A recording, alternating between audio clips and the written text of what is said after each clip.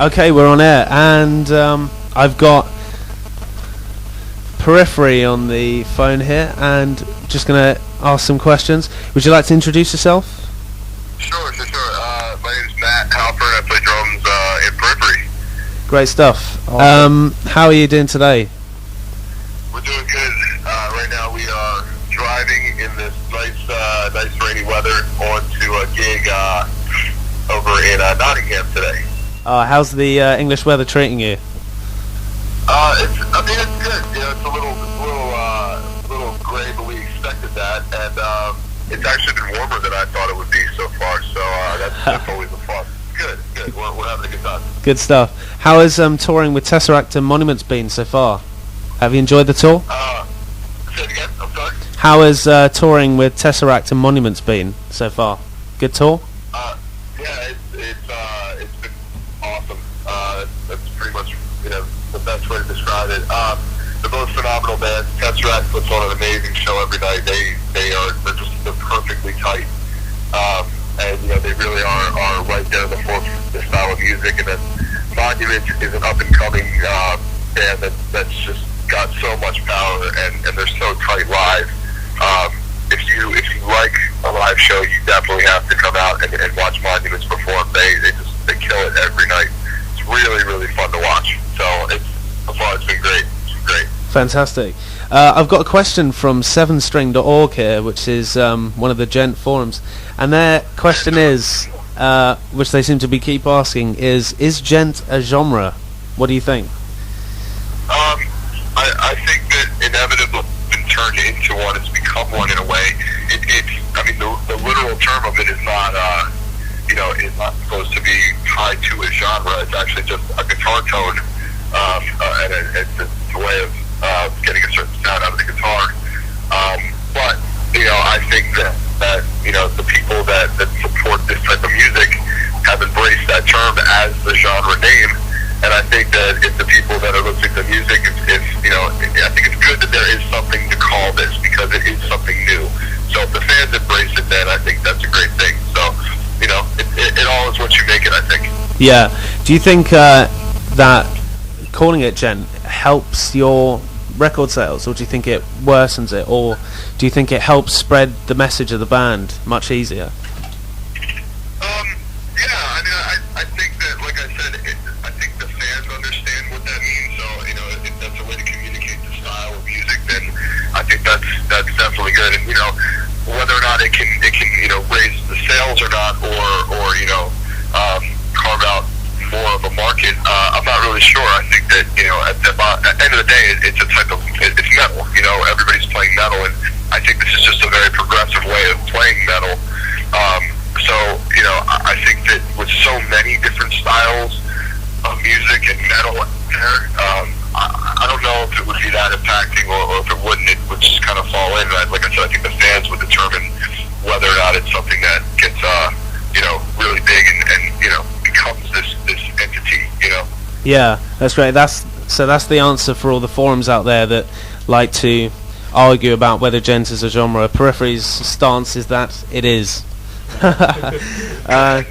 So for the second album for Periphery, because you've released your debut album, which I spoke to Bulb, and he said that it was recorded entirely in his bedroom, which is absolutely amazing. But the second album, is Bulb going to be writing all the stuff, or most of the stuff, like he did before? Are you guys going to have more of an influence on the second album?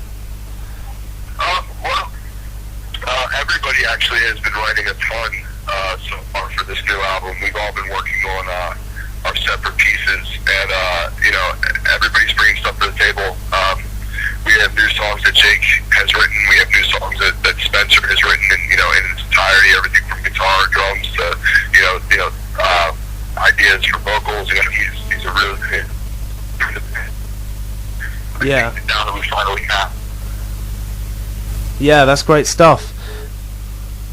Oh, the reception's just gone, and we've just lost it. We've just lost Periphery there, but it was going so well. We've essentially just hung up on a band that is a guest. We've just hung up on a guest band. I feel really pioneers of their own genre, I feel and bad. we ditched their call. It wasn't an insult. It really wasn't. I tell you what, we'll play a song, and thanks to very much to Periphery. Thank you so much for calling us, and we hope that the end of the United Kingdom tour goes really well, and we're looking forward to your tour in the USA. And good luck with everything. Cheers. This is Jesse J featuring B.O.B. with Price Tag, which takes a massive intro, by the way. Massive intro. Yeah. And it's not even good for an intro. Some lovely little music box Oh stuff. yeah. It's beautiful. It's art. Truly art. But then it'll just jump into it. It'll be quite good. Anyway, I think Al's going to ring up and apologise for the cutting off, because it was fun. Yep. Okay. So this is just...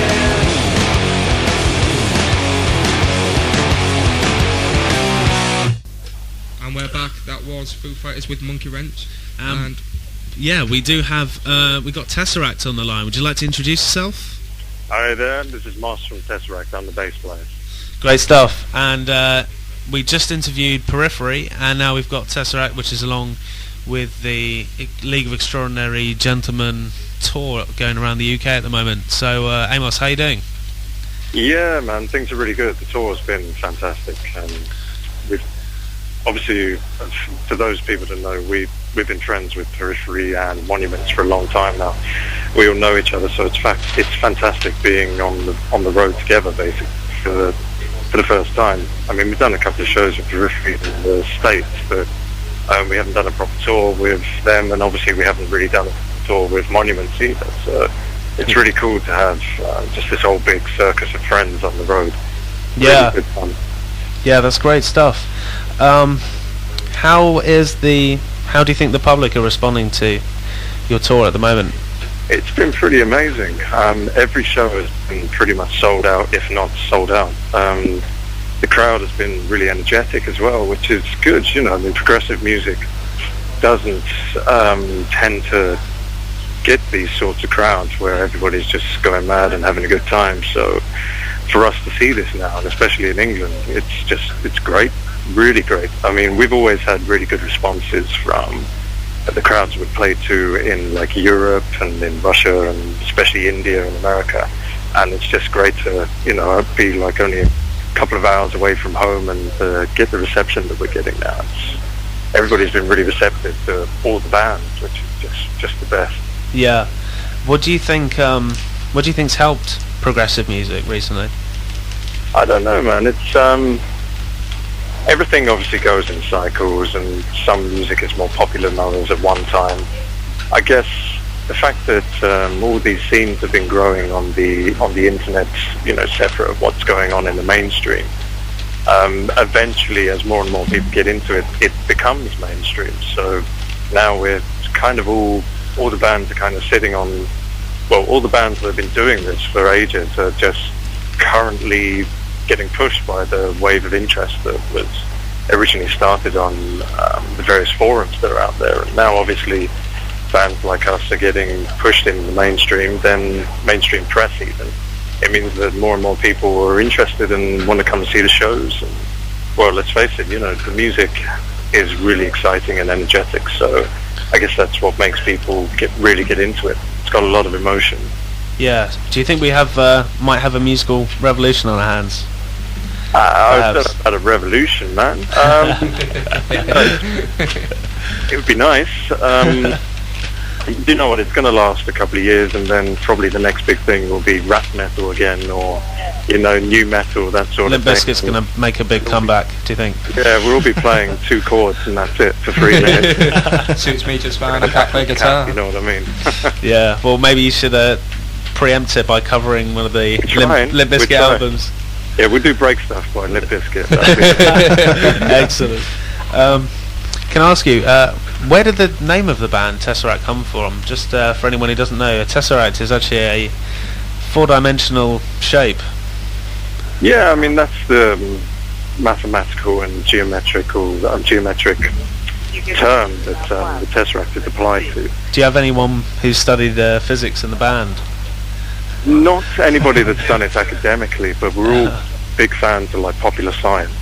Oh, great. Like we're always passing around various books. Like, obviously, we all read the recent Stephen Hawking book that was released, and we all have a healthy interest in it.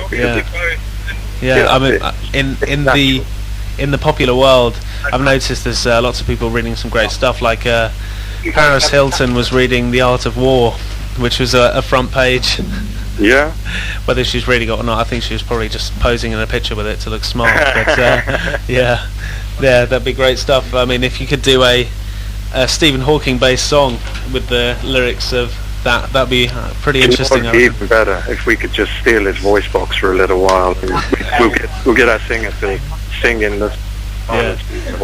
I think Akon's beat you to it though, to be quite honest. He has, hasn't he? Oh no, he did it in the style of the Smurfs. we need to get up on that.